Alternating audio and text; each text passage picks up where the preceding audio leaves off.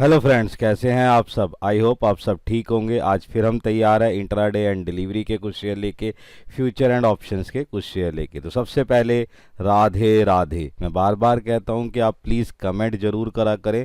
बहुत कम कमेंट्स आ रहे होते हैं, कमेंट्स पे ध्यान दें, फिर उसी हिसाब से हम आगे वर्कआउट करते हुए चलेंगे। नेक्स्ट अगर हम ध्यान से देखें तो हम स्टार्ट कर रहे हैं अपना इंट्राडे एंड डिलीवरी के कुछ शेयर्स। वहाँ पर हमने ध्यान से देखा तो पहला शेयर है IRB इंफ्रा। इसके बारे में मैं आपको कुछ बता दूं। यहाँ पर टेक्निकली चार्ट अगर मैं ध्यान से देखता हूँ तो टेक्निकली चार्ट जो है जिस तरीके से एक कंसोलिडेट के अंदर फंसा हुआ है। कल भी इसने थोड़ा सा ग्रीन कैंडल दिया है, जिस तरीके से लग रहा है कि बाइंग आई थी हल्की, लेकिन वॉल्यूम लेवल के हिसाब से उस तरीके से नज़र नहीं आ रहा है। बट एक तीन और चीज़ मैं बताने की कोशिश करूंगा, मैं ये बताने की कोशिश करूंगा कि टेक्निकली चार्ट ये वेरी बुलिश पोजीशंस पे था, अभी भी थोड़ी बुलिश पोजीशंस बनी हुई है। दो तीन चीज़ें फंडामेंटली मैं बताने की कोशिश करूंगा कि यहाँ पर जो इसका इनकम में चेंजेस आए हैं वो इनकम बढ़ गई है, जिसके कारण मैं यहाँ पे बताने की कोशिश कर रहा हूँ। आज इसके अंदर एक तेज़ी देखी जा सकती है और पोजीशन बनाई जा सकती है। यहाँ पर जो जून की जो बाकी चीज़ें हैं वो बढ़कर आई है, जिसके ब्याह पर मैं जो इसका टारगेट ले रहा हूँ वो 71 का ले रहा हूँ। लेकिन 2-3 दिन के डिप के ब्याह पर मैं जो इसका स्टॉप लॉस ले रहा हूँ वो 67 का स्टॉप लॉस है। आप इस पर एक नज़र बना के चल सकते हैं और देख सकते हैं अपनी वैल्यूएशन के हिसाब से। नेक्स्ट हमारे पास क्या है कि हमारे पास नैरो लैग का है, प्राइस जो जा रहा है 222 का है। इस पे एक नज़र बना लेते हैं। अगर ध्यान से देखें तो एज पर टेक्निकली चार्ट कल एक बहुत ही अच्छी वर्कआउट करते हुए कैंडल ने वर्कआउट दिया है। वॉल्यूम लेवल भी एक बहुत बेटर पोजीशंस में निकल के आया है। अब जो ट्रेंड है बुलिश से वेरी बुलिश की पोजीशंस में आने वाला है। पहले अभी बुलिश में एंट्री करने की कोशिश कर रहा है एज पर इंडिकेटर, जिस बिहाफ पे मुझे चीज़ें समझ में आ रही है। दूसरी चीज़ यहाँ पर मैं आपको फंडामेंटली बताऊँ कि रेशो में जिस तरीके से चेंजेस आए हैं और जिस तरीके से पेंट इंडस्ट्री के अंदर ऑर्डर्स मिल रहे हैं, उसकी तेज़ी आज इस पे भी दिखाई दे सकती है, जिसके बिहाफ पर मैं यहाँ पर टारगेट ले रहा हूँ। 290 का टारगेट है जो आसानी से अचीव किया जा सकता है। कल 286 इसने टच कर ही लिया था। स्टॉप लॉस हम लेके चल रहे हैं 276 का, यहाँ पर भी ध्यान रख सकते हैं क्योंकि अभी भी ये 13 EMI के ऊपर पोजीशंस को लेके चल रहा है। नेक्स्ट अगर हम ध्यान से देखें तो हमारे पास क्या है, गो डिजिट का प्राइस जो है 302 है। इस पर एक नज़र बना के चलते हैं। ध्यान से देखिए, एज पर टेक्निकली चार्ट ये बहुत ही अच्छा वर्कआउट करता हुआ नज़र आया। कल इसने जिस तरीके से पोजीशंस दिखाई है वो पोजीशन बेटर नज़र आई है। 3 दिन से जो जिस तरीके से फंसा हुआ था उसके बाद इसने जो एक अच्छी उछाल दी है, 375 का इसने हाई मारा है, जिस पोजीशंस पे लग रहा है बुलिश लेवल में अभी ये बना हुआ है। एज पर अगर मैं यहाँ पे बात करने की कोशिश करूँ तो यहाँ पर जो पोजीशन चल रही है फंडामेंटली वो रेशोज़ के हिसाब से बहुत अच्छी आई है, जिसके हिसाब से इसकी बैलेंस शीट में भी चेंजेस आए हैं। ऑल टाइम हाई ब्रेकआउट पे चल रहा है, जिसके बिहाफ पर हम यहाँ पे जो टारगेट लेके चल रहे हैं वो 380 का टारगेट है, अचीव करता हुआ नज़रिए आ सकता है। पोजीशन जो है 376 की कल ही टच कर चुका था। डिप को देखते हुए स्टॉप लॉस ले रहे हैं 355 का, एक्शन रहेगा बाय का, इस पे एक नज़र बना के चल सकते हैं। नेक्स्ट हमारे पास जो शेयर है वो है KCP शुगर का। KCP शुगर के ऊपर प्राइस जो दे रखा है 45 का है। मैं यहाँ पर कुछ बताने की कोशिश करूँगा। ये आज शेयर आपके लिए अच्छा काम कर सकता है। बहुत छोटा शेयर है, ध्यान दीजिएगा, इस पे वर्कआउट करते हुए नज़र आ सकता है। बहुत ही छोटा शेयर है, 45 रुपीज़ के ब्याह पर पोजीशंस देता हुआ जा रहा है। कल इसके अंदर अगर ध्यान से देखें तो पोजीशंस क्या थी, डिप की पोजीशंस थी। टेक्निकल चार्ट इसको एक कमज़ोर पोजीशन देता हुआ जा रहा है। 13 EMI के पास टच है।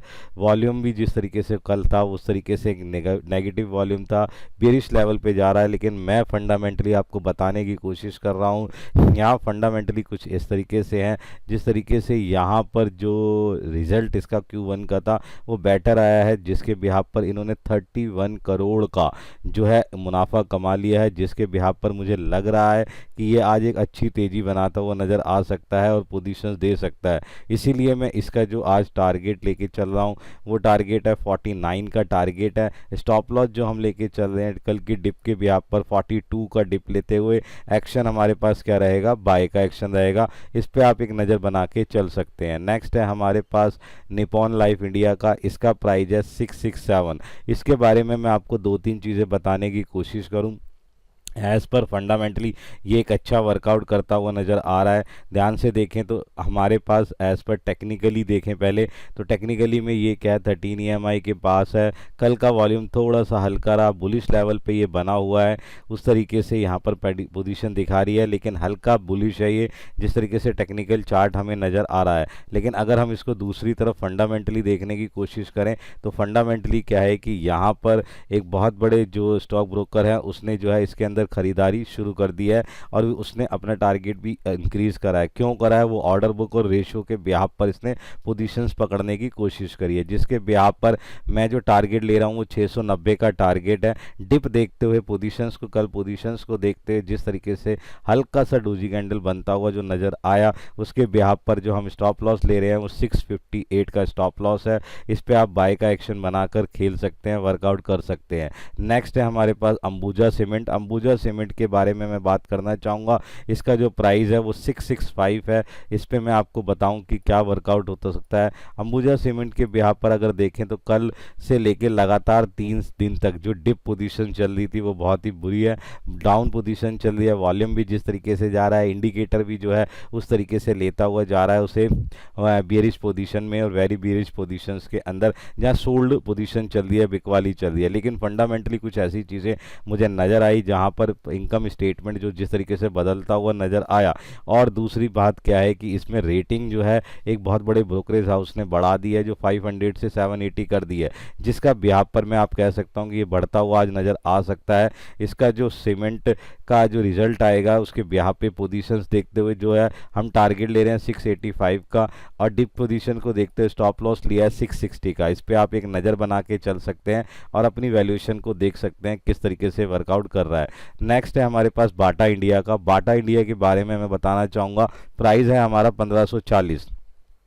इस पे अगर हम ध्यान से देखें तो क्या चीज़ हो सकती है, इस पे हम पोजीशन देखते हैं कि इसके बाद जो पोजीशन चल रही है डिप और अप, डिप और अप की पोजीशन लगते हुए 13 EMI के ऊपर पोजीशन लेते हुए बॉलिंजर बैंड के अपर पोजीशंस को छूते हुए टेक्निकली इंडिकेटर को देखें तो वेरी बुलिश पैटर्न के अंदर बने इसने पोजीशन बने। लंबे समय के बाद इसके अंदर बहुत खरीदारी दिखाई दे रही है, जिसका इम्पैक्ट इसके ऊपर नज़र आ रहा है। और यहाँ पर जिस तरीके की पोजीशन है वो क्यों आ रहा है, मैंने इसका जो रेशियो पोजीशन देखा एज पर फंडामेंटली उसमें बहुत सारी चीज़ें आई, ROCE में चेंजेस आई, बाकी वर्कआउट चेंजेस भी इसमें नज़र आए, उसकी पोजीशंस इस पे नज़र आ रही है, जिसके बिहाफ पर मैंने जो इसका टारगेट लिया है वो 1565 का टारगेट लिया है। जो पोजीशन है वो उसके हिसाब से डाउन चल सकती है। लेकिन यहाँ पर मैं आपको ये बताऊँ कि यहाँ पर स्टॉप लॉस को देखते हुए हम जो चल रहे हैं वो 1530 का स्टॉप लॉस है। एक्शन रहेगा बाय का, इस पर भी आप एक नज़र बना के चल सकते हैं। नेक्स्ट हमारी कैटेगरी है फ्यूचर एंड ऑप्शन की कैटेगरी। इसको भी आप इंट्राडे एंड डिलीवरी में यूज़ कर सकते हैं और अपनी पोजीशंस को बना सकते हैं। ध्यान से देखिए, इस पे वर्कआउट करते हुए चल सकते हैं। यहाँ पर आज जो बहुत ही चीज़ है संवर्धन मदरसन के बारे में, ये एक बहुत ही अच्छा शेयर है जिस पे आप अपनी पोजीशंस बना सकते हैं। एज पर इसके बाद वर्कआउट करता हुआ नज़र आ रहा है, चीज़ें जो है उस तरीके से नज़र आ रही है। यहाँ पर प्राइस जो है 201 का प्राइस है। यहाँ मैं कुछ एक चीज़ें बताने की कोशिश करूँगा। इस पर मैं एक टेक्निकली चीज़ में बताता हूँ। कल इस पर एक डिप पोजीशंस बनी है, 5 दिन से कंसोलिडेट पोजीशंस पे बना हुआ है। आज इसके अंदर एक डाउन पोजीशन जाने के चांसेस बन रहे हैं। जिस तरीके से इसके बारे में मैंने फंडामेंटली चेक करा है वहाँ कुछ चेंजेस इस तरीके से आ रहे हैं, क्योंकि इसके कुछ ऑर्डर बुक के ब्याह पर प्लांट जो है क्लोज होते हुए नज़र आ रहे हैं।